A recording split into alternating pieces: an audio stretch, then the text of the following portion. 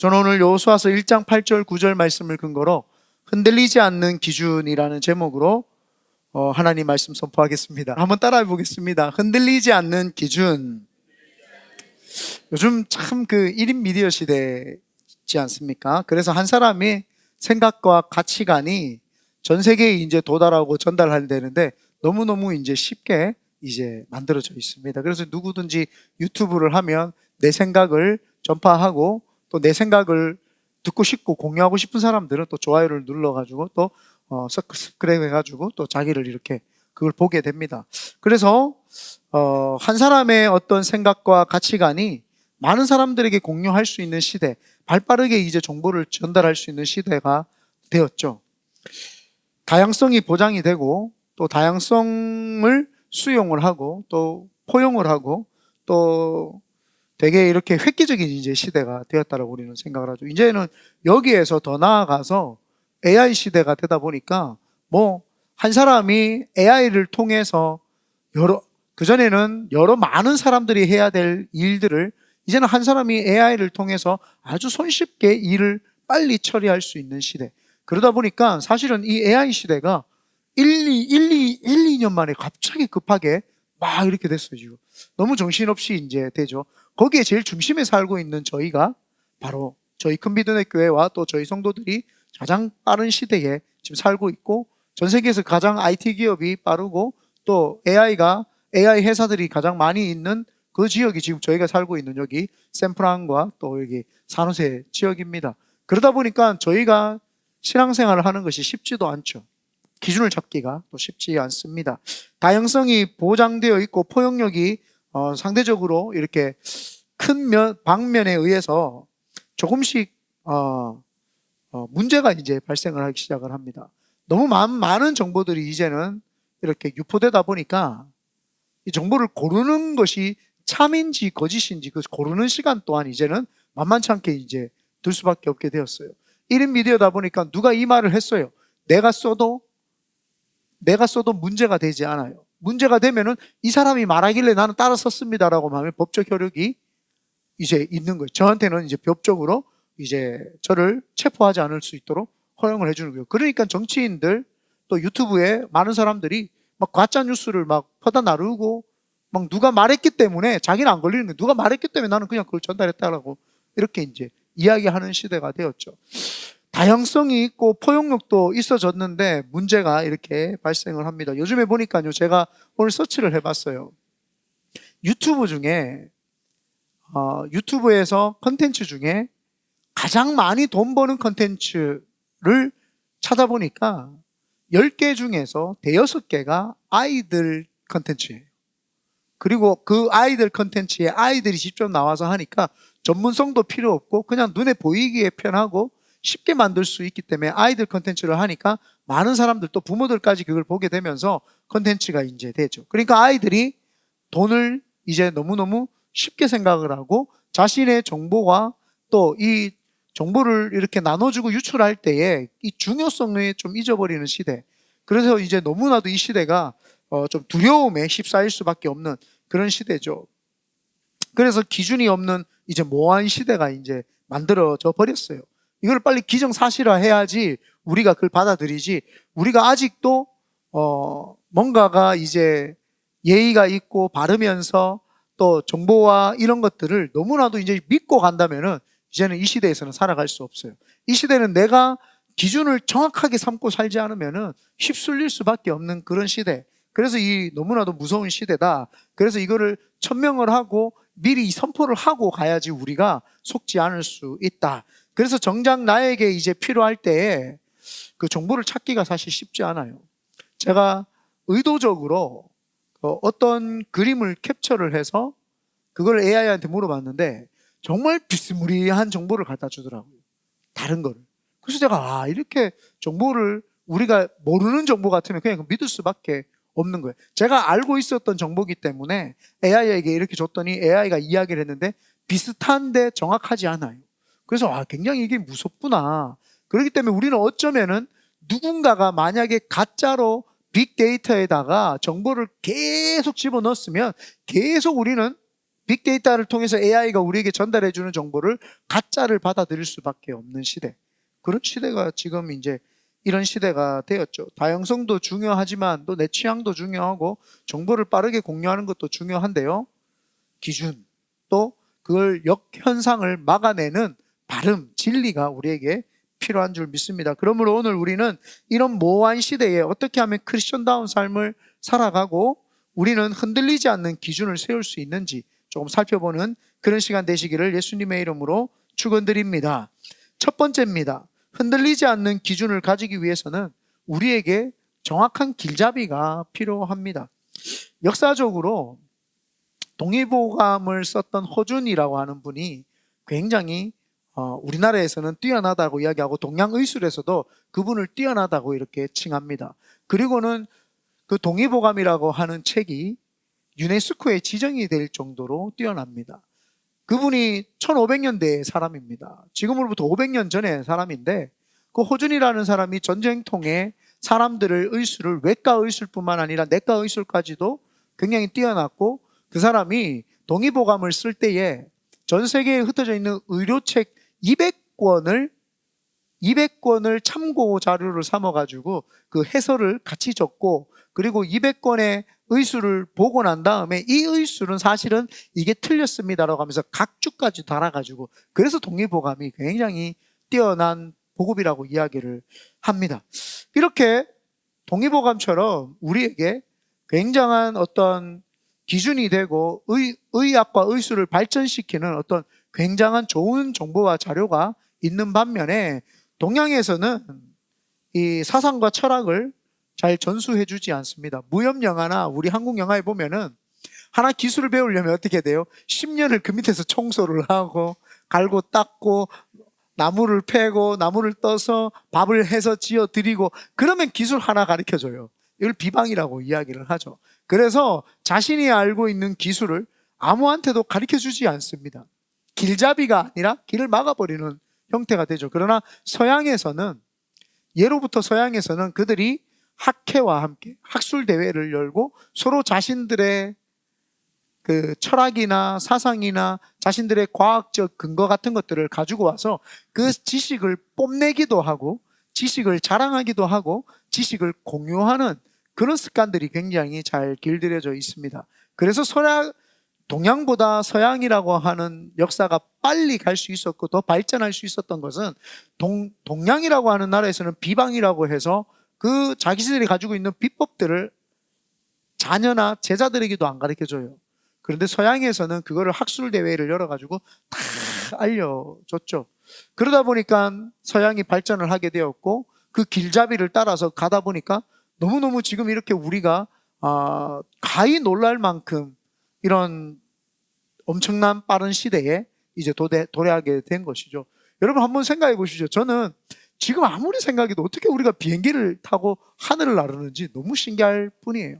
그 복잡한 자동차가 여러분 다닌다고 한번 생각해 보십시오. 이게 너무너무 놀랄 시대고 이제 우리의 모든 정보들을 우리가 이야기하는 거예요. 이 핸드폰에서 우리가 체크, 어그리, 동의하면은 이제 우리가 말하는 것까지도 이게 얘가 수집을 다 해요. 모든 수집을 다 해가지고 이제는 내가 원치 않는 정보들을 주는 것이 아니라 내가 원하는 정보들을 알고리즘에 의해 가지고 막 우리에게 제공을 해줘요. 그래서 뇌과학자들은 우리는 지금 선택하는 것이 내 선택이 아니다 이렇게 이야기를 합니다. 뇌과학자들은 사람들이 지금 선택하고 있는 모든 선택들은 누군가에 의해서 만들어진 것을 선택할 뿐이지 자신의 생각으로 선택하지 않는다 이렇게 이야기를 해요. 왜냐하면 내가 생각하고 말했고 친구들하고 대화했던 것도 알고리즘에 의해서 떠요. 그게 뜨다 보니까 나도 모르게 그걸 선택을 하고 고르게 되죠. 그러니까 선택하고 골랐던 것들이 내 생각이 사실은 아니었고 어떤 알고리즘에 의해서 빅데이터에 의해서 지금 우리가 이렇게 살아가고 있다는 것이죠. 그러니까 우리에게 길잡이가 되지 않아요. 이제는 너무너무 많은 지식과 너무너무 빠르게 진행되고 있는 이 사회가 우리에게 기준이라고 하는 것을 주지 못합니다. 그래서 우리 크리스천들은 흔들리지 않는 기준을 살기 위해서는 신앙의 유산을 잘 전달해 줄 길잡이를 우리는 찾아야 됩니다. 그리고 우리도 누군가의 길잡이가 되어줘야지만이, 우리의 신앙을 잘 전수해줘야지만이 이 시대에 흔들리지 않는 기준을 가지고 살 수 있게 되는 줄 믿습니다. 오늘 본문 8절에 보니까 이렇게 이야기를 합니다. 다 같이 한번 읽어보겠습니다. 시작. 이 율법책을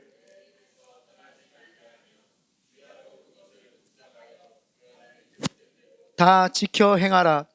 그리하면 내 길이 평탄하게 될 것이며 내가 형통하리라. 아멘.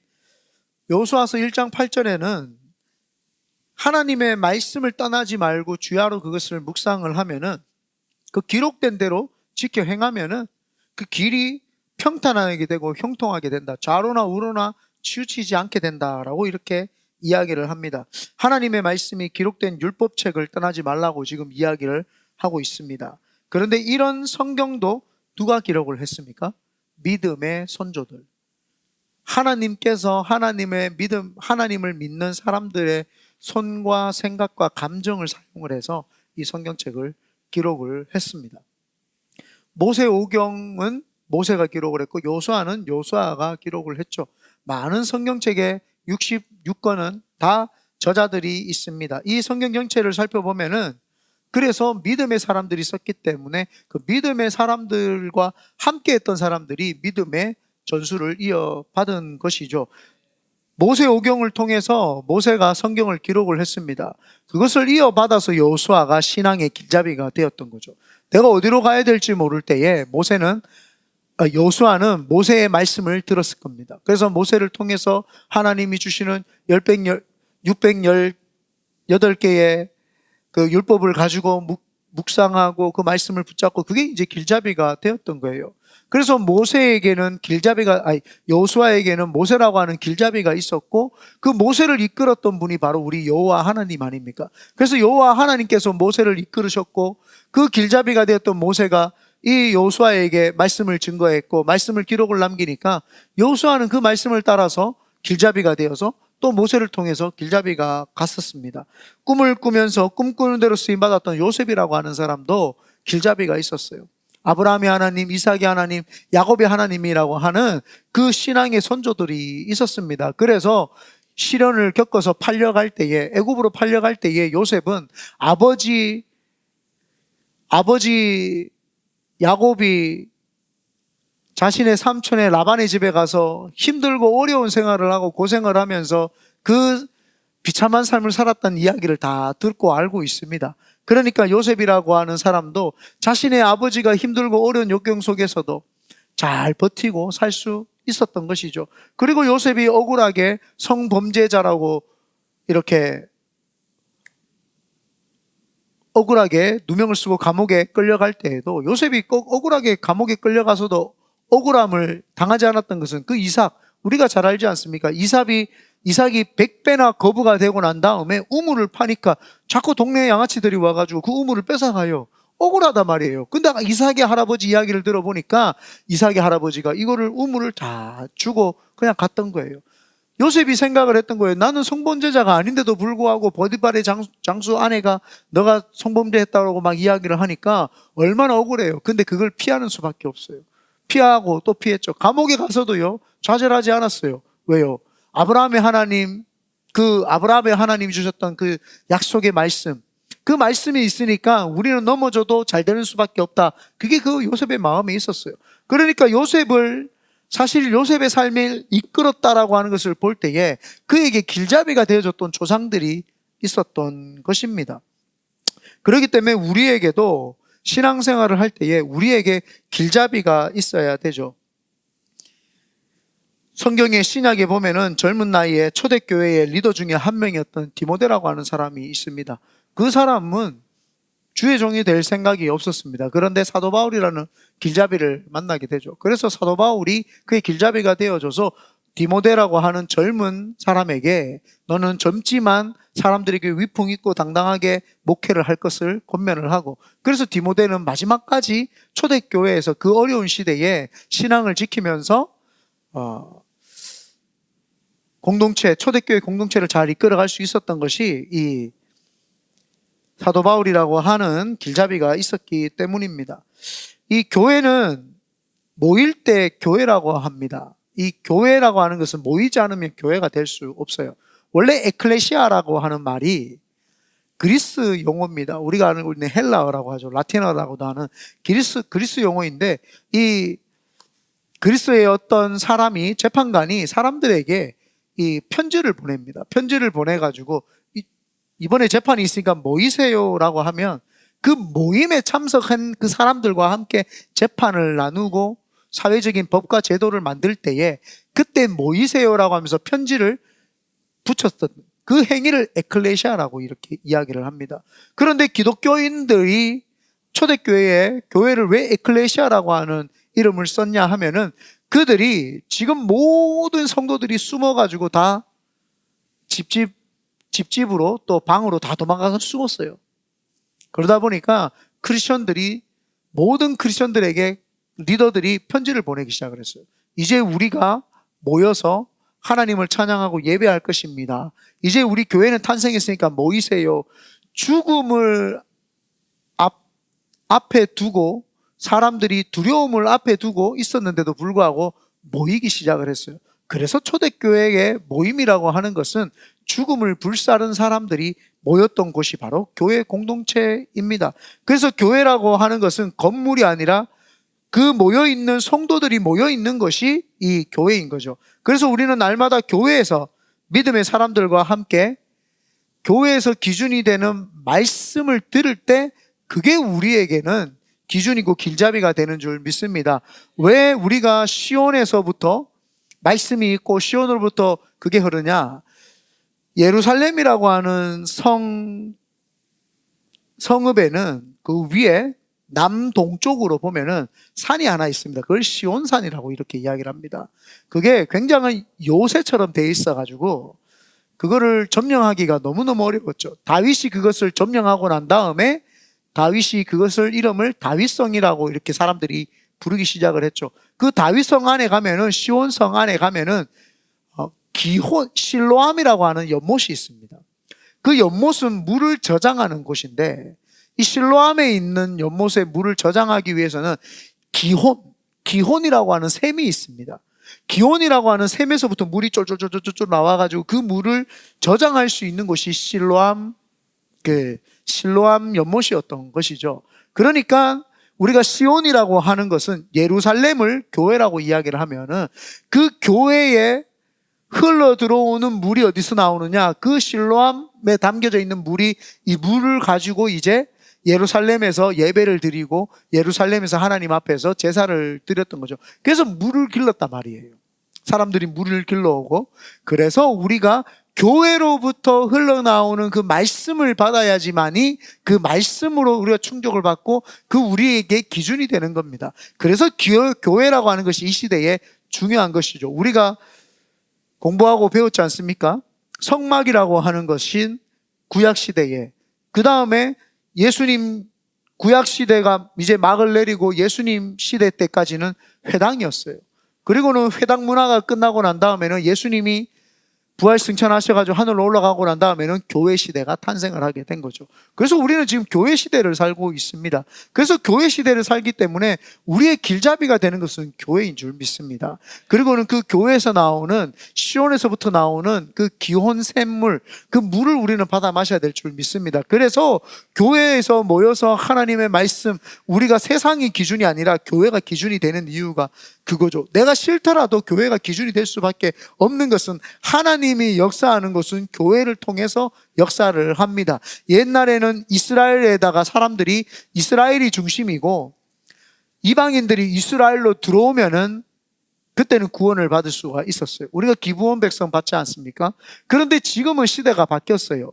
예수님께서 부활승천하시면서 성령님이 오셔서 땅끝까지 복음을 증거하라. 그 중심이 교회입니다. 교회에서부터 밖으로 흘러나가기 시작을 하죠. 그러니까 기준은 교회였던 거예요. 아, 교회가 어떻게 가르치고 어떻게 가고 있고 교회에서 무슨 말씀이 있는지를 받고, 그런 다음에 우리는 그 길잡이를 따라서 밖에 나가서 선교를 하고 전도를 하고 삶을 살아가는 겁니다. 그래서 오늘 우리에게는 가장 흔들리지 않는 기준을 우리가 잡기 위해서는 우리의 길잡이가 필요한데, 그 길잡이는 바로 말씀인데, 그 말씀은 하나님으로부터 오는 우리 교회인 줄 믿습니다. 그래서 우리가 교회를 더 사랑하고 교회에서 흘러나오는 말씀을 더 사랑하고 그걸 단단히 붙잡을 때 하나님의 복이 있는 줄 믿습니다. 그래서 어떤 분들이 이렇게 이야기를 해요. 목사님, 뭐 헌금 이야기 하려고 하는 거 아닙니다. 11조를 다른 교회에 내도 됩니까? 안 됩니까? 내가 시온에서부터 나오는 그 물을 먹는 곳에서 헌금을 하면 됩니다. 그게 뭐예요? 내 교회에서 내가 헌금을 하면 되는 거예요. 다른 교회가 힘들고 어려워서 11조를 하고 싶다. 10의 2조를 하시면 돼요. 하나님 것을 내 마음대로 컨트롤하려고 하는 행위가 되는 거죠. 11조는 하나님 겁니다. 내가 드리고 싶은데 여기 드리고 또 여기 드리고 싶다고 여기 드리고 이런 것이 아니라 그건 하나님 겁니다. 하나님으로부터 오는 샘으로부터 나오는 기온샘에서부터 흘러나오는 그 실로한 연못에서 퍼왔던 그 하나님의 생명수를 우리는 받고 은혜 받은 것을 그 제단에다가 드리는 거였죠. 그렇기 때문에 이 11조라고 하는 것도 다른 곳에 드리는 것이 아닙니다. 10의 2조 여러분 거를 여러분 마음대로 다른 교회 가난한 교회 드리고 싶다고 마음대로 드시면 돼요. 10의 3조도 드려도 되고 아멘을 안 하는 거 보니까 그냥 10의 1조까지는 하겠다 뭐 그런 거죠. 그래서 10의 2조라고 하는 것을 드리는 거지 11조는 그렇게 다른데 내가 드리고 싶다고 마음대로 드려서는 안 됩니다. 그래서 우리는 교회를 통해서 하나님의 말씀을 배우고 가르침을 받고 나의 길잡이로 삼아야 될 줄 믿습니다. 예전에 한국을 동방예의지국이라고 이야기를 했어요. 지금은 한국을 동방예의지국이라고 안 합니다. 예의가 없어요. 동쪽에 있는 예의 바른 나라라고 해서 동방예의지국 이렇게 이제 저희 나라를 했어요. 왜냐하면은 저희 나라 사람들이 볼 때에 어른을 대하거나 아이를 대할 때 또 위에 사람들이 아랫 사람을 대할 때 보니까 굉장히 존칭어도 있고 존댓말도 있고 굉장히 이렇게 깍듯하다는 것을 이제 보게 되었죠. 그래서 우리나라에서는 존칭이 일반 나라에서 없는 4가지의 존칭이 있어요. 뭐 상대 존칭, 뭐 무슨 존칭 이렇게 해가지고 이제 아랫사람한테 하는 것도 존칭이 있어서 하대 존칭 이렇게. 그래서 예전에 제가 한번 이야기했던 게 당신이라는 말도 원래는 존칭이에요. 만약에 제가 누군가에게 야 이것 좀 해 라고 이야기할 수 있지만 당신이 이것 좀 해요 이렇게 이야기를 하는 것은 아랫사람한테 존칭을 붙였기 때문에 당신이라는 말을 썼죠. 그래서 이 국어사전에 보면은 당신이라는 말을 어떤 신에게 그 부르는 어떤 그 대명사처럼 했는데 그거는 잘못된 거예요. 잘못된 사람들이 썼던 거죠. 우리 아빠한테도 당신이라고 하는데 하나님한테 막 당신이라고 하는 사람이 있어요. 기도하면서 그것도 기도는 지금 하나님과 대화를 하는 것이기 때문에 앞에 있는 분한테 당신이라고 당신께서 오늘 저희와 함께 이런 말을 쓰는 사람들이 있어요. 그건 굉장히 잘못된 거예요. 너무너무 무식에 그치를 달았다고 이렇게 보시면 됩니다. 우리끼리 이야기를 할 때 하나님 당신께서 그때 우리에게 이런 걸 해주셨던 적이 있었지 이런 거는 괜찮아요. 같은 내하고 누군가가 대화를 할 때 공유하는 그런 당신을 쓸 때는 괜찮은데 기도할 때 당신께서 이건 굉장히 이거는 무례할 뿐만 아니라 아빠 앞에 두고 당신이 나에게 월급 받으셔서 용돈 주기를 바랍니다. 말도 안 되는 거죠. 아빠한테는 아빠라고 이야기를 해야 되죠. 하나님께는 하나님이라고 이야기를 해야 되죠. 근데 당신께서 이런 거 있죠. 그래서 우리 교회의 찬양 가사에는 당신이라는 말을 다 지워버립니다. 주님으로 다 바꿔버립니다. 왜냐하면은 우리 찬양은 지금 누구한테 살아계신 하나님이 이 자리에 계셔서 그분에게 올려드리는 것이 찬양 아닙니까? 그런데 지금 내 앞에 있는 하나님 앞에 우리가 찬양을 하는데 당신이라고 이렇게 찬양을 해요. 이거는 뭔가 좀 이상하다, 잘못됐다. 그런데 작사 작곡하는 사람들이 그걸 몰라서 자꾸 당신이라고 이렇게 자꾸 적어요. 그게 조금 제가 좀 가슴이 아플 때가 좀 많이 있습니다. 근데 제 설교가 이게 이게 많은 사람이 듣지 않기 때문에 좀 아쉬워요. 이게 수십만 명이 보면 참 좋을 텐데 그럼 그 사람들이 찬양 가사를 할 때 하나님 앞에 범죄하지 않고 잘 가사를 할 수 있을 텐데 좀 가슴 아플 때가 있지만 어쩔 수 없죠. 한국이라는 나라가 동방예의지국이었어요. 그런데 그 동방예의지국에 우리가 예의를 배울 때 여러분 배우고 싶어서 배운 사람이 있어요? 여러분 존댓말 어렸을 때부터 그냥 사회적으로 다 하니까 배웠지 우리가 배우고 싶어서 배웠던 겁니까? 아니잖아요. 예의라고 하는 것이 마찬가지입니다. 내가 뭔가를 배우고 싶다고 공부를 하고 학습을 한다고 되는 게 아니에요. 신앙이라고 하는 것도 마찬가지입니다. 신앙이라고 하는 거 교회에 와서 말씀을 들을 때에 이걸 누군가가 가르쳐줘서 듣는 게 아니에요. 가르쳐줘서 배우는 게 아니라 신앙이라고 하는 거는 하나님과 전인격적인 것을 온몸으로 전적으로 느끼는 거예요. 하나님의 생각과 그분이 우리를 사랑하심과 그분이 우리를 이끌어 가시는 걸 전적으로 느끼는 거죠. 교회가 길잡이가 된다고 하니까 교회에서 나오는 어떤 모든 시스템이 길잡이가 되는 줄 알았는데 그게 아니라 교회에서 나오는 하나님의 말씀, 그 말씀을 그냥 온몸으로 받아 느끼는 거예요. 전인적으로 영혼, 육이 전부 다 그 하나님께 매여가지고 그 모든 게 그냥 몸으로 느껴지는 거예요. 하나님 사랑합니다. 하나님이 느껴지고 깨달아지고 체험되어지고 그러면은요, 가짜가 오면은요, 가짜를 금방 알아봐요. 많은 사람들이 왜 신앙이 흔들리느냐? 자꾸 가짜만 쳐다보고 있어서 진짜가 내 속에 없기 때문에 그래요. 진짜가 내 속에 들어앉아 있으면 가짜가 오면은 이게 금방 가짜라는 걸 눈치챕니다. 금방 알 수 있어요. 여러분들이 명품 가방 집에 하나씩 있잖아요. 그거 가짜 갖다 놓으면 금방 알아봐요. 없는가 보네요. 아무도 오늘 다들 좀 이렇게 생뚱맞은 표정으로 쳐다보는데 여러분도 그럴 것이 새로운 목사가 지금 앞에 서 있으니까 뭔가 어색하긴 할 거예요. 제가 제 지금 화면을 못 보겠어요. 이상해가지고. 원래 항상 화면을 보고 제가 설교를 하는데 화면을 볼 수가 없어요. 예. 그래서 여튼 하나님께서 우리에게 자연스럽게 말씀을 배우고 깨닫도록 교회라고 하는 공동체를 줬죠. 그런데 많은 사람들이 요즘에는 교회에 모이기를 패하는 습관을 가지고 있어요. 뭐 멀리 갈 것도 없죠. 미국 교회 보면은 이제는 미국 교회는 10시가 그들은 메인이라고 생각을 하는 것 같아요. 우리 한국 교회는 11시를 메인이라고 생각을 하잖아요. 근데 미국 교회는 10시가 메인이라고 생각을 하나 봐요. 10시에 예배를 드리고 나면은 없어요.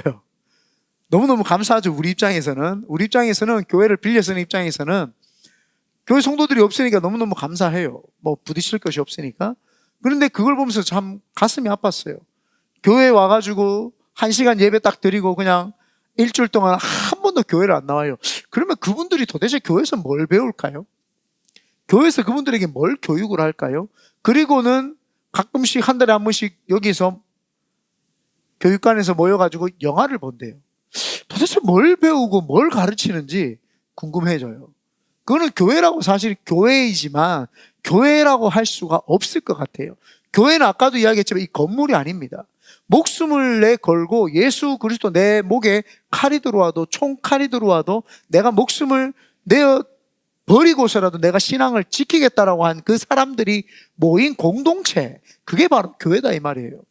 그러니까 그 속에서는 생명을 불사할 수 있는 희생이 있을 것이고요, 생명을 불사할 수 있는 봉사가 있을 것이고요, 헌신이 있고요, 사랑이 있단 말이에요. 그거를 온몸으로 받아라는 거예요. 그거를. 그래서 그것이 길잡이가, 우리 속에 길잡이가 돼야 되는 게 그분이 바로 누구예요? 예수님 아닙니까? 예수님이 먼저 자기 자신을 우리에게 다 내어주시면서 죽음으로 우리에게 보여주셨어요. 그래서 우리는 그 죽음을 통해서 이 교회를 다니고 있죠. 그런데 많은 사람들이 자꾸 안 죽어요. 예수님만 죽이고 자기는 안 죽는단 말이에요. 그러니까 근심, 걱정, 불안, 초조를 한단 말이에요. 이 세상 것을 자꾸 바라보고 있기 때문이에요.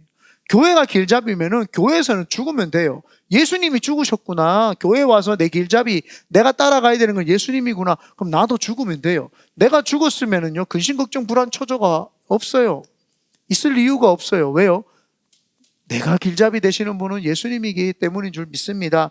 그래서 오늘도 우리는 기준이 없는 이 시대에 교회와 말씀을 길잡이 삼아서 흔들리지 않는 기준으로 은혜의 삶을 살게 되시기를 예수님의 이름으로 축원드립니다. 두 번째입니다. 흔들리지 않는 기준을 가지기 위해서는 쉬운 길을 선택하지 말아야 합니다. 요즘 유튜브나 챗GPT 하면 나의 취향을 여러분 되게 빨리 만족시켜 주잖아요.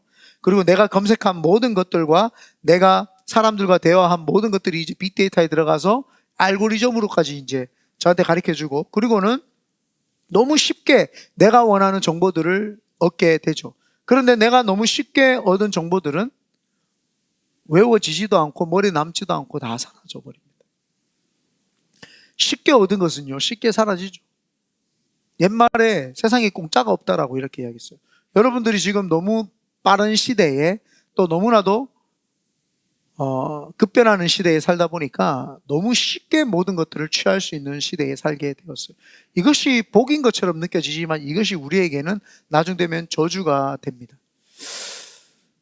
그래서 세상에 공짜가 없다고 했는데 지금 우리는 공짜로 너무 많은 정보를 얻기 때문에 그것이 우리의 정보가 될 수 없죠. 그래서 저는 여러분들에게 쉬운 길을 선택하지 말라고 이야기를 하고 싶습니다. 교회에서도요, 발생하는 현상 중에 깊이 있는 성경 연구를 안 해요. 오랫동안 씨름하면서 기도를 안 하려고 합니다. 내 자신을 끊어내는 금식도 안 하고요. 철학기도 이런 거는 이제 사라진 지 오래됐습니다. 새벽기도 안 하는 이민교회는 뭐 대다수라고 봐야 되겠죠. 시편에 보면은 내가 전심으로 주를 찾사오니 주의 계명에서 떠나지 말게 하소서. 여기 보면은 전심으로 주를 찾는데요. 전심이라는 말이 마음을 오로지 한 일에만 힘을 쓴다 이 말이에요. 근데 우리는 이제 너무나도 많은 정보를 가지고 있기 때문에 너무 많은 곳에 이제 매여 있으려고 하죠. 기준이 흔들어지죠. 그러다 보니까 쉽게 이제 살려고 하는 그런 시대가 되었어요. 전심이라는 말은 쉽게 하나님을 찾는 것이 아니라 분산되게 하나님을 찾는 것이 아니라 마음을 다른 데 두고 하나님을 찾는 것이 아니라 하나님께만 집중해서 하나님을 찾는다. 이제 그런 뜻입니다. 그런데 하나님을 찾은 이유가 말씀에서 떠나지 않기 위해서라고 이렇게 이야기를 합니다. 여러분 혹시 하나님을 전심으로 찾는데 말씀을 떠나지 않기 위해서 한번 전심으로 하나님을 찾아보신 적 있습니까? 내가 뭔가를 응답을 받기 위해서 전심으로 하나님을 찾는 거 말고요, 정말 말씀이 내 속에서 떠나지 않기 위해서 전심으로 한번 기도해 보신 적 있습니까? 전심으로 하나님 찾아보신 적 있습니까? 시편 기자가 오늘 그 이야기를 한 거예요. 내가 전심으로 주를 찾사오니 주의 계명에서 떠나지 말게 해달라고. 우리는요, 너무 많고 너무 빠른 정보를 얻다 보니까 하나님을 생각할 시간이 없어요. 하나님에게서 너무 깊이 그분에게 매달려서 그분의 말씀이 나를 떠나지 않도록, 다윗이 그 주의 성령이 나를 떠나지 않도록 몸부림을 치고 기도해 보신 적은 있으십니까? 마음을 오로지 한 일에 힘쓰고 오직 하나님만 찾겠다는 마음으로 혹시 삶을 살아보신 적 있으십니까? 그런데 요즘 많은 사람들은요, 검색해서 설교를 보고 또 쉽게 예배를 드리고 쉽게 예배를 접하다 보니까 얼마나 말씀이 중요한지, 말씀이 얼마나 갈급한지 그게 없어요. 조금만 갈급하다고 생각하면은 유튜브를 찾아서 설교를 듣는 거예요. 그건 자기가 갈급한 게 아니에요. 정확하게 말씀드리면 갈급해서 말씀이 찾는 것이 아니라 말씀을 깊이 있게 애써 힘써 찾아본 적이 없기 때문에 그 말씀의 깊이가 뭔지를 모르는 거예요. 아마 전 세계에서 흩어져서 설교하시는 목사님들 설교 중에 하나님 말씀이 아닌 건 하나도 없을 거예요. 그런데 그 말씀을 진짜 깊이 있게 이해하고 깨달은 사람도 많지 않을 거라는 생각을 합니다. 만약에 그것을 말씀을 내가 깨닫기 위해서 깊이 묵상하고 또 말씀을 보고 월요일날 이 말씀을 보니까 이해가 안 되어지면 화요일날 보고 수요일날 보고 계속 말씀을 보려고 그렇게 한 적이 있으십니까? 그러면은요, 갈급함이 뭐예요? 그 들었던 말씀을 가지고 또 묵상하고 또 깊이 파고 또 깊이 파잖아요. 하나님의 임재하심밖에 안 남습니다. 와, 그 하나님이 내 속에 이런 것들을 가르쳐 주시는구나. 그런데 요즘에는 말씀을 너무너무 쉽게 찾으니까 뭐예요? 그냥 틀어놓고 일하고 있어요. 이제 말씀이 뭐예요? 그냥 내가 허한 생각 속에 그냥 흘러가게끔 만들어 놨어요. 찬양도 마찬가지고요. 너무너무 이제는 쉽게 이제 말씀을 보다 보니까 설교를 쉽게 보고 또 예배 말씀을 쉽게 듣다 보니까 뭐 중요하지 않습니다. 오로지 그냥 하나님 앞에서 오롯이 드리는 것이 아니라 그냥 내가 예배 드렸다, 내 만족에 취해서 이제 신앙생활을 하죠. 그래서 설교를 듣다가 내 취향이 아니면 이제 끝까지 듣지도 않아요. 또 은혜가 자기가 생각할 때 안 된다고 생각하면 그냥 꺼버립니다.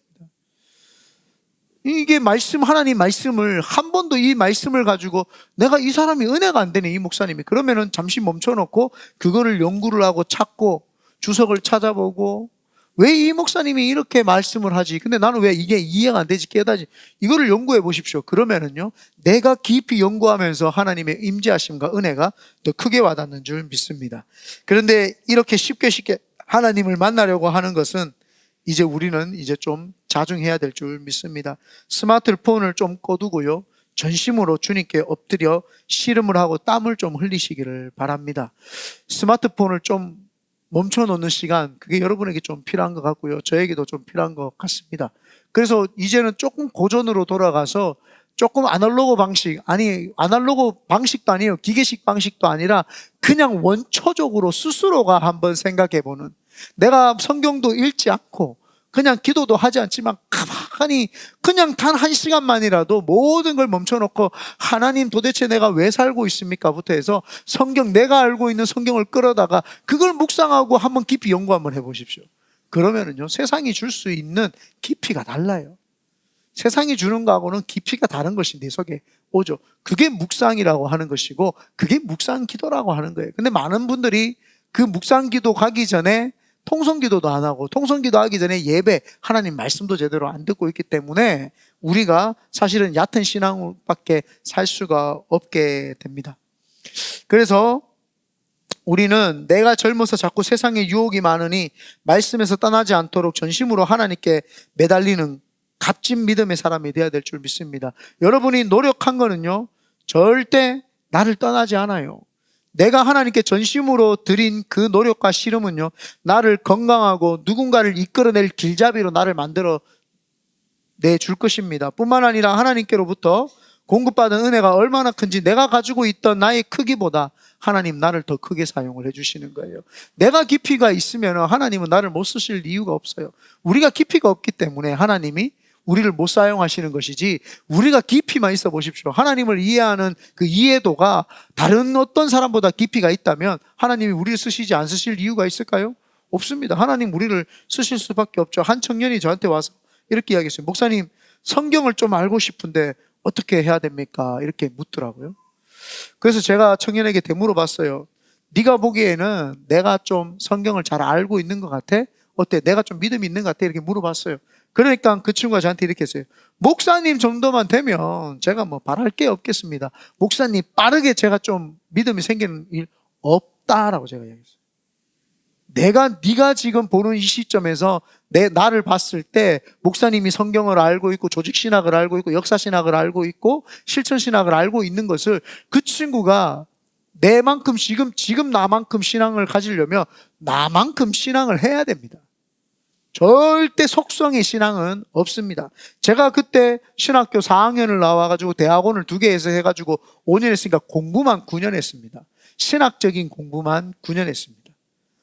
그리고 책만 제가 그때 당시에 한 15,000권 읽을 때 있습니다. 그러니까 책을 15,000권 읽고 제가 신학 공부만 9년을 했고 전도사로부터 해가지고 전도사로 사역만 15년째 했을 때입니다. 여러분, 저만큼 믿음 가지시려면요, 여러분도 15년 동안만 사역하시고 9년 동안만 공부하시고 그 다음에 여러분도 그렇게만 하시면요, 저보다 더 믿음이 좋은 사람이 되어 있습니다. 제 믿음은 제가 좋다고 생각하지 않습니다. 내가 하나님을 만나고 25년 지났는데요, 25년 됐는데 아직도 제 신앙이 이 정도밖에 안 돼요. 여러분 신앙이 몇 년 되시는지 한번 따져보십시오. 여러분이 신앙이 여러분의 연수만큼 여러분이 변화됐다면 지금 아마 여러분은 맹자나 공자보다도 더 뛰어난 성인이 되어 있지 않았을까. 우리가 얼마나 얕은 신앙 속에 자리 잡으려고 했는지 우리는 사실은 우리 자신을 거울 삼으면 알 수 있습니다. 한 분야의 전문가가 된다고 하면은 1만 시간의 기적, 법칙, 이런 책을 쓰신 분이 있어요. 1만 시간만 투자를 해도요, 그 10년 정도가 된다고 합니다. 10년만 투자를 해도 그 자리에 전문가가 되고 뛰어난 사람이 된다고 하죠. 그런데 우리는 신앙생활을 하는데 얼만큼 뛰어나 있습니까? 왜 기준이 없다, 이 시대 기준이 없다라고 소리치고 외치는 것이 아니라 내가 기준이 되면 되는 거예요. 내가 길잡이 되면 되는 거예요. 내가 길잡이가 되기 위해서는 쉬운 길을 가려고 해서는 안 됩니다. 어려운 길이라도 또박또박 한 걸음 한 걸음 가다 보면은 그 어려운 길이 내 삶에 정말 힘내는 일이 되죠. 요상스러운 말이 질비하는 시대입니다. 어떤 말이냐? 세상에는 잡은 물고기는 먹이를 주지 않는다. 이거 꼭 연애하는 사람들에게 많이 쓰잖아요. 잡은 물고기는 밥을 주지 않는다. 왜 잡은 물고기는 밥을 주지 않아요? 잡았으니까. 연애할 때 남자가 여자를 사랑하려고 그 사람의 마음을 얻어내려고 목숨을 걸고 모든 이벤트부터 모든 걸 다 해줍니다. 그런데 그 여성과 사귀게 되면은 남자가 그때부터는 시들시들해집니다. 그래서 잡은 물고기는 밥을 주지 않는다. 뭐 이런 요상스러운 말을 사실은 하죠. 여러분 신앙이 혹시 잡은 물고기는 밥을 주지 않는다고 똑같은 신앙 아닙니까? 저한테도 마찬가지고 우리 신앙이 그거 아닙니까? 하나님 믿어서 예수 그리스도 구원 받고 나니까 신앙을 대충 하는 겁니까? 우리도 그냥 뭐 신앙을 대충 하고, 왜 구원 받았으니까? 많은 사람들이 그렇게 해요. 나 예수 믿고 구원 받았대요. 그거면 답니까? 그러면 우리는 더 이상 이제 하나님을 안 알아가도 되는 겁니까? 물고기 잡았다, 예수님 잡았다고 이제 우리는 예수님 더 안 알아가도 되는 겁니까? 더 많이 알아가야 될 줄 믿습니다. 우리가 그게 없으면서 이 시대를 논하고 이 시대를 고민을 하고 이 시대에 우리가 믿음의 사람이라고 우리 입으로 고백을 하고 산다? 저는 좀 부끄럽다고 생각을 합니다. 우리가 이 정도 노력은 하고 나서 그런 다음에 좀 신앙, 이 시대가 어떤지 우리가 평을 할 수 있고 이 시대가 어떤지 우리가 대화도 할 수 있고 이 시대를 어떻게 이끌어갈 것인지 우리가 그제서야 대화를 해야 될 줄 믿습니다. 성경에도요, 쉬운 길이 있는데 어려운 길을 가서 위대하게 쓰임받은 사람이 있습니다. 저는 다니엘을 참 좋아하는데요, 다니엘이라고 하는 사람은 쉬운 길을 갈 수 있는 사람이에요. 근데 참 어려운 길만 선택을 해요. 왜 그런지 저도 잘 모르겠어요. 이 다니엘이라는 사람이 나라가 망하고 바벨론 포로로 잡혀갔잖아요. 그리고는 그 포로 신분 중에서 괜찮은 좀 귀족 집안, 또 배운 사람들을 데려다가 자신들 식민지 시켰던 나라를 조금 다스리게 하기 위해서 그런 사람들을 뽑았어요. 거기에 다니엘도 귀족 집안의 자녀였기 때문에 다니엘도 잡혀갔어요. 그때 왕에게, 또 왕이 섬기는 신에게 드려진 음식을 먹어야지만이 이제 먹어야 된다라고 하는 지침이 내려옵니다. 그런데 다니엘이 환관장, 자기들을 관리해 주는 사람한테 가서 우리는 이 음식을 먹지 않겠습니다. 먹지 않고 야채만 먹어도 우리는 될 것 같습니다. 만약에 제가 저 왕이 주는 음식을 먹는 사람들과 제가 야채만 먹고 비교를 했을 때 내가 저들보다 못하다면은 그때 저를 쳐버려도 괜찮습니다. 저를 해주십시오. 그때 환관장이 화들짝 놀랍니다. 환관장이 안 된다. 왕이 주는 음식을 먹었는데 니네들의 얼굴이 피골이 상접해가지고 있으면 왕에게 내가 혼이 나니까 안 된다. 제발 좀 봐달라고 다니엘이 이야기를 했을 때 환관장이 그 허락을 해줍니다. 그 10일 뒤에 그들의 얼굴을 봤을 때 다른 왕의 음식을 다 먹은 사람들보다 다니엘과 그 친구들의 얼굴이 더 빛이 났다고 성경에는 기록하고 있지 않습니까? 여러분 쉽게 갈 수 있잖아요. 왕이 주는 음식 먹고 주는 교육 받고 주는 돈 받아가지고 주는 옷 깨끗하게 입고 그렇게 해서 그냥 있으면 되는데 그렇게 살지 않았어요. 그리고는 일부러 의도적으로 창문을 열어놓고 절을 하기 시작을 합니다. 예루살렘을 향해서 내 하나님 내 하나님이여, 내가 하나님이여, 내가 우리 하나님, 내가 이 타지에 살아도 하나님을 내가 믿습니다. 그래서 다니엘서에 보면은 주여라는 말이 3번 나옵니다. 주여 내가 어떻게 합니다. 주여 내가 뭐뭡니다. 주여. 그래서 우리가 주여 삼창할 때에 뭐 다니엘서를 뽑아서 했다 뭐 이런 말도 있는데 뭐 그거는 정확한 출처는 어딘지 모릅니다만은 그 다니엘이 주여 3번 하는 기도가 나옵니다. 하나님 앞에서 그는 쉽게 살고자 하는 그 욕망을 떨쳐버리고 어려운 길을 선택해서 갑니다. 근데 그가 안 됐나요? 그때 바벨론이라고 하는 나라에는 총리를 3명이나 둡니다. 국무총리를. 그 3명 중에 으뜸되는 총리가 된 사람이 바로 다니엘입니다. 하나님은요, 하나님 앞에서 쉽게 살지 않기를 바랍니다. 제가 다니엘을 통해 가지고 이거를 읽고 난 다음에 제가 어느 교회를 가든지 제 마음에 나는 가장 어려운 부서를 맡아야 되겠다 이렇게 생각을 했습니다. 그래서 제가 가는 교회마다 부서 목사님들이 회의를 할 때 이기봉 전도사님은 또 이봉 목사님은 어떤 부서를 맡고 싶습니까? 목사님 저는 다 찌그러지고 박살나 있는 아무도 가고 싶지 않은 그런 부서 주세요. 거기는 밑바닥까지 다 갔어요. 밑바닥까지 다 간 부서는요, 한두 명만 와도 부흥한 거예요. 내려갈 데가 없는 데서는 올라갈 길밖에 없습니다. 여러분들이 생각할 때 쉽게 가는 길들은요 누구나 다 가고 싶어 합니다. 그러나 쉽게가 아니라 어려운 길은요 사람들이 안 가려고 해요. 그러니까 그 어려운 길에 내가 가는 순간 내가 독보적인 존재가 되는 거죠. 나는 밑바닥에 있는 걸 얻으면은요 조금만 부흥해도 그건 완전 부흥한 거예요. 그렇기 때문에 여러분 회사든지 직장 생활을 하든지 사람들 만나든지 무슨 일을 하든지 의도적으로 어려운 일을 선택하게 되시기를 예수님의 이름으로 축원드립니다. 그때 여러분들이 빛을 발하고요. 밑에 밑바닥까지 간 거는 올라갈 길밖에 없어요. 근데 좋은 길, 쉽게 갈 수 있는 길을 얻잖아요. 내려갈 길밖에 없어요. 또 왜? 누군가가 이만큼 올려놨기 때문에 거기서 더 올리기는요. 너무너무 힘들어요. 어차피 다 내려올 수밖에 없어요. 그렇기 때문에 우리는 밑바닥부터 가가지고 열심히만 하면은 차근차근 올라가기 때문에 여러분 회사에서든 어디서든지 어려운 일을 선택하고 찾으셔서 여러분 그 모든 그 어려운 것들이 여러분의 몸에 근육에 또 세포에 저장이 되어서 여러분 것으로 다 만들어내시기를 예수님의 이름으로 축원드립니다. 그러므로 우리가 기준이 있는 삶을 살기 위해서는 쉽게 사는 길을 선택하지 마시고 어렵고 힘들더라도 하나님이 기뻐하시는 말씀을 기준으로 삼아서 최선의 삶을 살게 되시기를 다시 한 번 더 예수님의 이름으로 축원드립니다. 세 번째입니다. 세 번째, 흔들리지 않는 기준을 가지기 위해서는 생명의 가치를 줘야 됩니다. 제가 미국에 오고 한 달 뒤에 여자 유명 연예인이 자살을 했어요.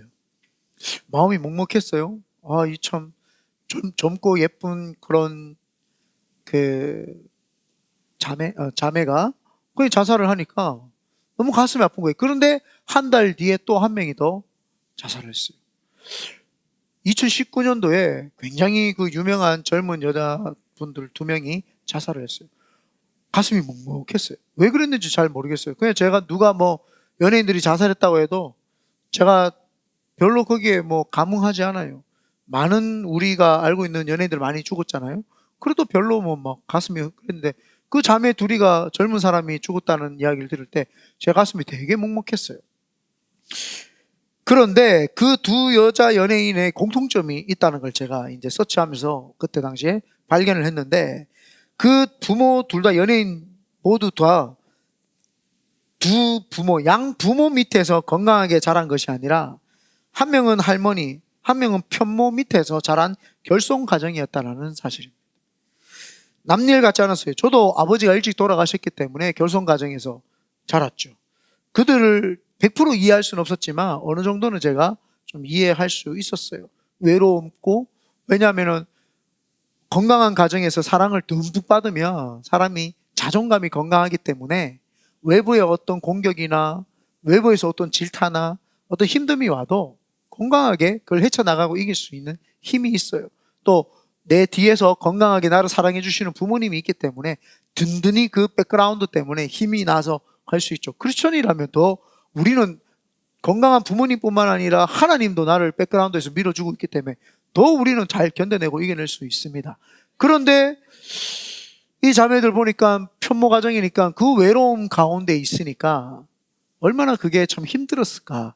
저도 가끔씩 생각을 해보면 제가 어린 나이에 살았던 그 생각들을 해보면 눈물이 날 때가 있어요. 참 어린데도 그걸 몰라가지고 그렇게 힘들었겠구나. 이런 생각이 제가 막 들 때가 있어요. 그러면은 제가 제 어렸을 때 생각을 하면서 가끔씩 눈물이 나기도 하고 그럴 때가 있거든요. 그러면서 이 사람들, 이 두 자매를 보면서 제가 좀 가슴이 아프기도 하고 그랬죠.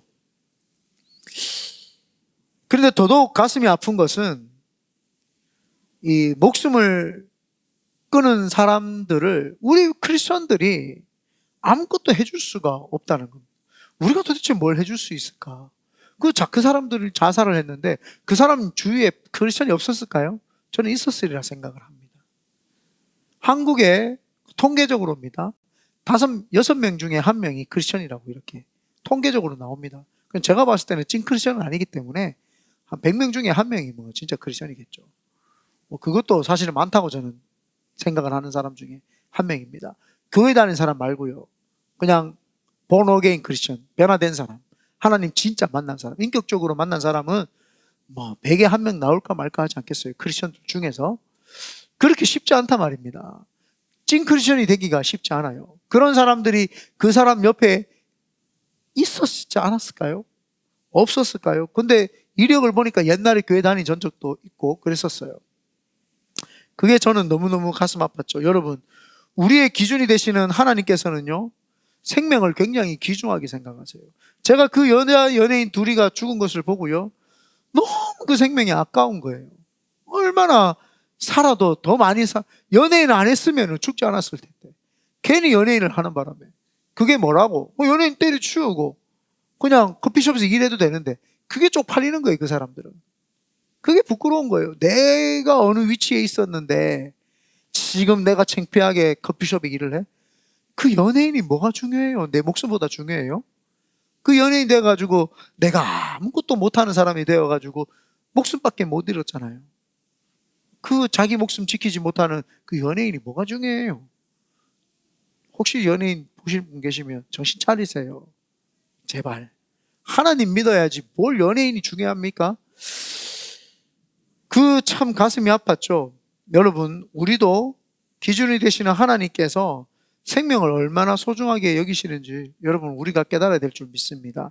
그 생명을 우리는 소중하게 생각을 할 때 우리 기준이 흔들리지 않죠.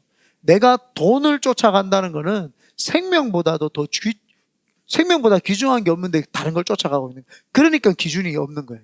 왜 돈을 쫓아갈까요? 생명이 제일 중요하다는 걸 모르기 때문에. 내 생명이 그렇게 중요하다는 거예요. 우리 생명이요. 요한복음 3장 16절에 하나님이 세상을 이처럼 사랑하사, 이처럼이 뭐예요? 자기 아들처럼 사랑했다는 거예요. 예수 그리스도를 지금 이야기하는 거예요. 이처럼 사랑했어요. 자기 자신 아들처럼 사랑했다는 거예요, 우리를. 그러면 얼만큼 여러분 사랑받는 존재입니까?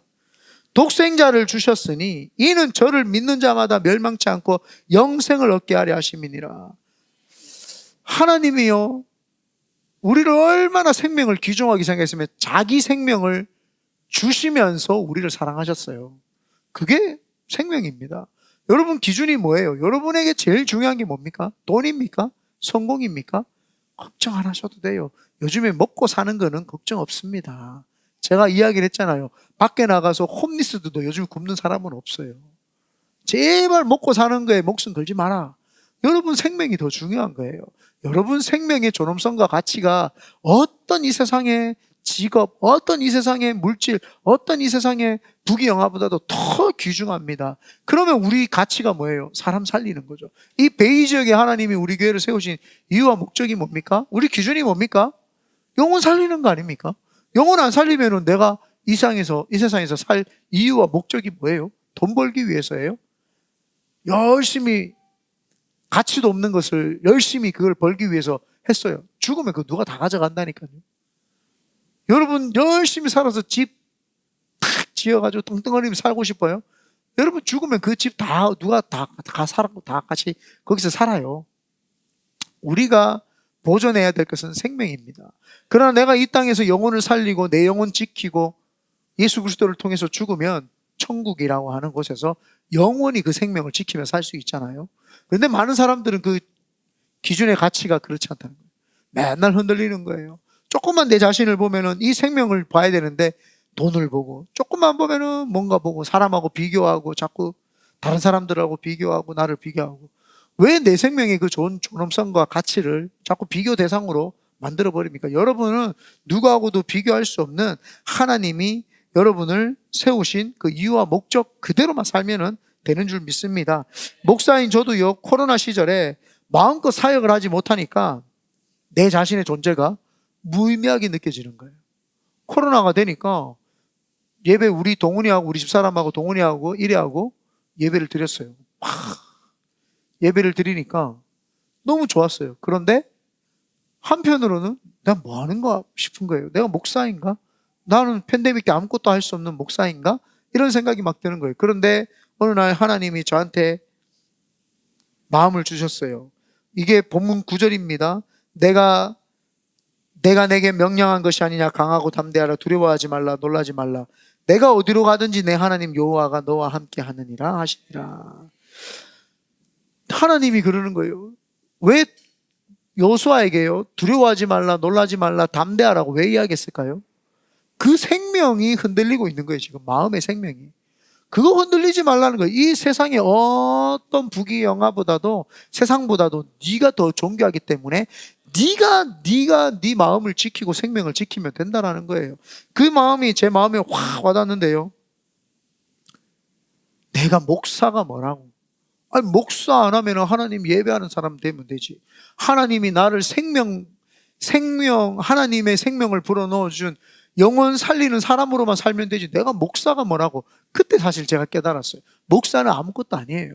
목사를 해가지고 일하는 거는요 아무것도 아닙니다. 나는 목사이기 이전에 하나님의 생명을 부여받은 예수 그리스도의 생명이 내 속에 임재하여 있는 그 하나님의 사람이라는 걸 그때 깨달았어요. 그때 코로나 때 제가 정신을 번쩍 들고 예배한다 라고 해서 선포하고, 그냥 내 생명 어차피 하나님 건데, 내 생명 하나님 건데, 내 생명을 주관하시는 분은 하나님이다. 내가 사명 있기 때문에 난 죽지도 않는다는 거예요. 사명이 나를 살게 한 것이 아니라 내가 생명이 있으니까 사명이 있는 거예요. 그러니까 사명이 있으면 나는 절대 죽지 않는 거예요. 그래서 제가 그걸 깨닫고 난 다음에 정신을 차리고 팬데믹 때 예배를 드리자고 막 그때 이야기했죠. 사람들이 저한테 공격 많이 했어요. 한국에서 제가 더 많이 공격했어요.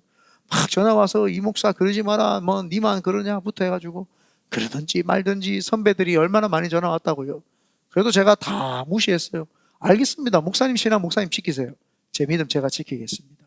내 믿음 내가 지켜야죠. 누가 지킵니까? 누가 지켜줘요, 여러분? 아무도 안 지켜줘요. 이기복 목사가 여러분을 위해서 목숨 걸고 사역하지만 제가 여러분 생명 지켜줄 수 있어요? 못 지켜줍니다. 여러분 믿음 지켜줄 수 있어요? 못 지켜줍니다. 제 앞에서 또 저하고 함께 제가 여러분을 위해서 작정 예배는 드려줄 수 있지만 드려지고 나오는 순간 여러분의 믿음은 여러분이 지켜야 되는 겁니다. 그렇기 때문에 내 생명의 가치와 존엄성을 너무너무 쉽게 생각하지 마시길 바랍니다. 왜 하나님께서는 돈을 주시지도 않고 스펙을 주시지도 않고 우리에게 강하고 담대하라고만 이야기하십니까? 그거보다 더 중요한 것이 우리 생명이기 때문인 줄 믿습니다. 심령의 즐거움과 평안함은요, 평안함과 행복을 주는 것은 하나님의 말씀이기 때문에 우리는 오늘 우리의 기준이 되는 하나님의 말씀을 하나님의 교회에서 말씀을 받아야 될 줄 믿고 그 말씀을 연구하고 해석해내기 위해서 여러분 쉬운 길 가려고 하지 마십시오.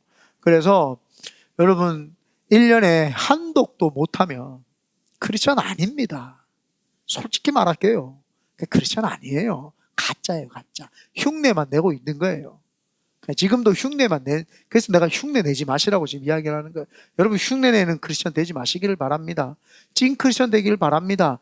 그런데 성경 한독했다고 크리스천이냐? 그게 아니에요. 그 한독을 하면서 그냥 통독을 하면서 두두두두두 읽는다. 그게 그러면 목사님 말했듯이 한독 읽었으니까 그게 됐다. 그건 행위적인 믿음이죠. 이스라엘 백성들이 율법으로 할례를 해야 구원받는 것처럼 구원받는다고 생각했던 것처럼 행위적인 거죠. 제가 말하는 거는 1년에 성경 1독도 안 하는 사람이 무슨 크리스천이냐 이 말은 그 성경을 한 번 볼 때에 연구하면서 몸에 피땀을 흘리면서 이거를 막 맨날 며칠 읽어가지고 실험을 하면서 그렇게 안 했다. 그럼 가짜 크리스천 아닐까요? 여러분이 생각하는 진짜 크리스천은 뭐예요? 여러분이 스스로 오늘 기도하시면서 여러분들 그 마음에 한번 물어보시길 바랍니다. 내가 진짜 크리스천이라고 하는 그 크리스천, 내가 말하는 크리스천은 뭘까? 은혜다. 교회 나오니까 은혜다. 이름의 크리스천입니까? 모든 것이 크리스천이다. 기준이 지금 애매모호한 시대가 돼버린 거죠. 그래서 하나님이 오늘 우리에게 이야기를 하십니다. 이 기준이 없고 흔들리는 시대에 이제 기준을 잡아라. 그 기준은 세상이 주는 것도 아니고 배우고 싶다고 배워지는 것이 아니라 건강한 교회에서 건강한 사람들과 함께 생명을 내걸면서 말씀을 사수하고 말씀을 연구할 때 그때 그 생명의 가치가 힘들고 어렵더라도 우리가 그것을 수호하고 나갈 때 그게 내 몸에 근육이 되고 세포가 되고 힘이 되는 줄 믿습니다. 그리고 나서는 그걸 가지고 우리가 생명을 살리는데 도전을 하고 생명을 살리기 위해서 헌신할 때 정말 우리는 진정한 크리스천이 될 줄 믿습니다. 그러므로 오늘 여러분 기도하시면서 정말 하나님 제가 크리스천다운 크리스천 되도록 하나님 허락하여 주시옵소서 기도하면서 내 자신을 한번 돌아보는 귀한 시간 되시기를 예수님의 이름으로 축원드립니다. 아멘.